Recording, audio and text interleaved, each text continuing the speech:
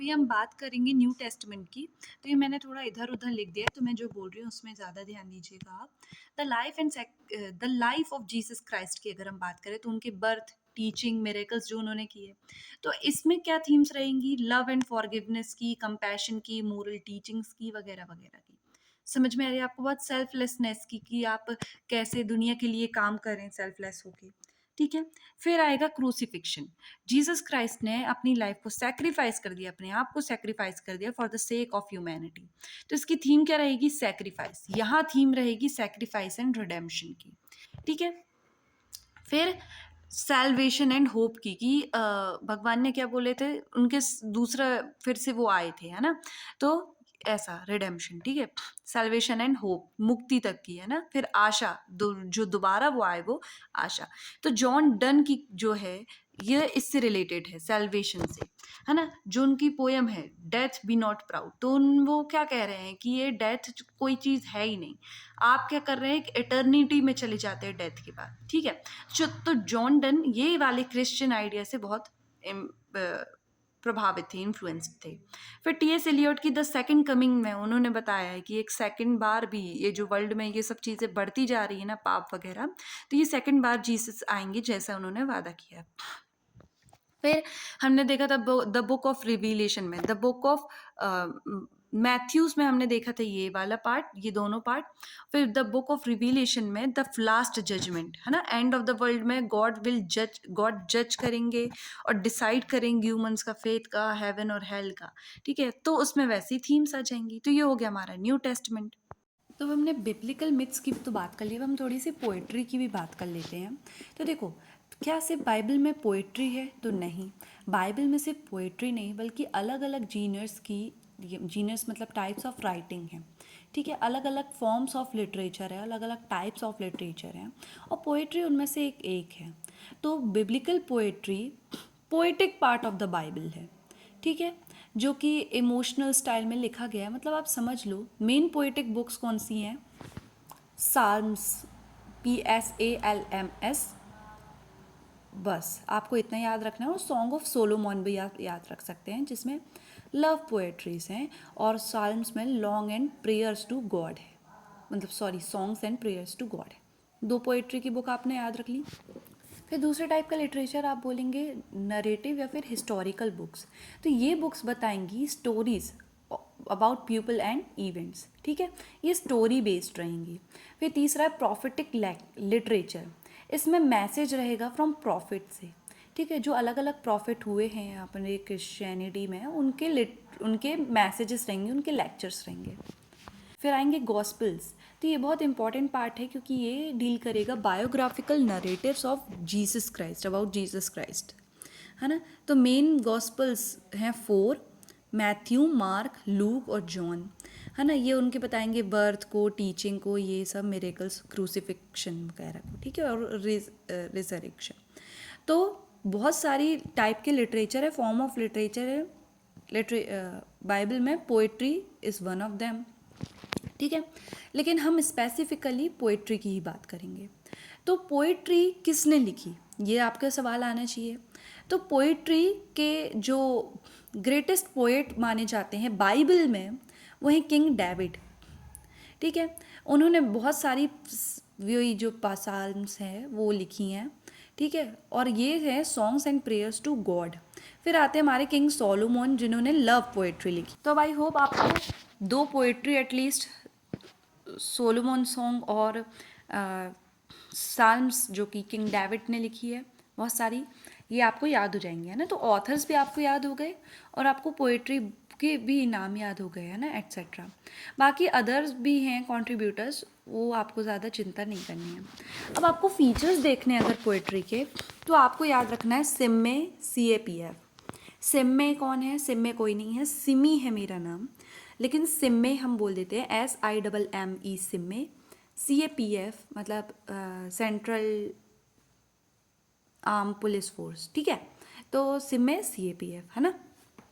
First से आता है हमारा सिम्बोलिज्म, ठीक है? ये फीचर है बिब्लिकल पोएट्री का कि यहाँ सिम्बोलिज्म का बहुत यूज़ हुआ है। गॉड को कभी पत्थर, कभी शेफर्ड की तरह दिखाया जाता है, ठीक है, इसको आप एलाबरेट करके लिख लेंगे। फिर आई से है इमेजरी। नेचर और एवरीडे की लाइफ से बहुत सारी इमेजरीज यूज़ की जाती है। जैसे कोई बंदा अगर स्पिरिचुअल लॉन्गिंग में है तो उसे ऐसा डिपिक्ट किया जाता है जैसे जो डियर है, जो हिरण है, वो पैंट कर रही है फॉर वाटर। तो मतलब ऐसी तड़प कहना चाहिए आपको, ऐसी लॉन्गिंग। ठीक है, एस आई सिम्बॉलिज्म, इमेजरी। अब एम से आता है हमारा म्यूजिकलिटी। देखो राइम नहीं होती थी लेकिन रिदम ज़रूर होती थी। मतलब एंड एट द एंड जो है लाइंस राइम नहीं होती थी एक साथ, लेकिन रिदम होता था जिससे एक म्यूजिकल क्वालिटी आती थी आपकी पोइट्री में। क्योंकि देखो पहले के लोग गा गा के ये सब म्यूज़िक के साथ, इंस्ट्रूमेंट्स के साथ ये सब गा गा के एक दूसरे को सुनाया करते थे, जैसे इंडिया में कल्चर था, है ना। तो वैसे ही वहाँ भी कल्चर था, आप समझ लें। ठीक है, तो एस आई एम, फिर एक और एम, मोरल थीम्स। यहाँ पे बात की जाएगी मोरालिटी की, है ना। रिलीजियस जो मोरल जो रिलीजियस पर्पसेस हैं उनके लिए लिखी जाएंगी, रिलीजियस टीचिंग दी जाएगी, एंड मोरल पर्पसेस के लिए जैसे विजडम, फेथ इन गॉड, है ना, ये सब के लिए पोइट्री लिखी जाएगी। थीम मतलब मोरालिटी और लव फॉर गॉड के लिए रहेगी। ई से इमोशनल एक्सप्रेशन होएगा इंसान का, जैसे Joy, praise, fear, suffering, hope, faith, जितने भी आपके इमोशन होते हैं। देखो इमोशन अभी की चीज़ नहीं है, बहुत पहले से है। तो ये सब आपको दिखेगा बिब्लिकल पोइट्री में भी। ठीक है, तो सिम में हो गया हमारा। अब सी ए पी एफ थोड़ा सा समझने वाला है, बाकी कुछ नहीं। ठीक है, तो सी से आएगा आपका सीहेस्मस, सीहेस्मस। ठीक है, अब सीहेस्मस क्या है? देखो ये एक लिटरेरी डिवाइस है जिसमें कि वर्ड्स को ऐसे स्ट्रक्चर किया जाता है जैसे ये रिपीट होते हैं रिवर्स ऑर्डर में। जैसे ए बी बी ए, समझ में आ रही बात आपको? ए बी सी और फिर बी ए। सेकेंड पार्ट जो है मिरर करेगा फर्स्ट पार्ट का रिवर्स ऑर्डर में, है ना, ए बी बी ए वाले में। ठीक है, ही रिमेंबर अस रिमेंबर ही, ए बी सी और फिर C B A, right, like this. ठीक है, तो ये क्या है, एक एक्स स्ट्रक्चर से आप याद रखेंगे जिसमें सेकंड पार्ट मिरर करेगा फर्स्ट पार्ट को इन रिवर्स ऑर्डर। ठीक है, आप इसको बढ़ा देंगे, बता देंगे, है ना। इसकी स्पेलिंग अच्छे से याद रखिएगा, CHIASMUS। और ये एक लिटरेरी डिवाइस था जो कि बिब्लिकल पोएट्री में यूज़ किया जाता था। नाउ ए, एक्रोस्टिक्स। ये एक्रोस्टिक्स क्या है? एक्रोस्टिक एक पोएटिक डिवाइस है, ये भी एक पोएटिक डिवाइस है। नाउ इसमें फर्स्ट लेटर जो है ईच लाइन का, हर एक जो आने वाली सक्सेसिव लाइन्स रहती हैं, है ना, उसका जो पहला लेटर है वो बिगिन होता है अल्फ़ाबेटिकल ऑर्डर में, सक्सेसिव ऑर्डर में। जैसे अगर पहली लाइन ए से स्टार्ट हो रही है तो दूसरी लाइन बी से स्टार्ट होगी, तीसरी लाइन सी से स्टार्ट होगी। समझ में आ रही है आपको बात? लेकिन ये है इंग्लिश एक्रोस्टिक, हमें बात करनी है हिब्रू अल्फ़ाबेट में, क्योंकि बिब्लिकल पोइट्री हिब्रू में लिखी जाती थी मेनली।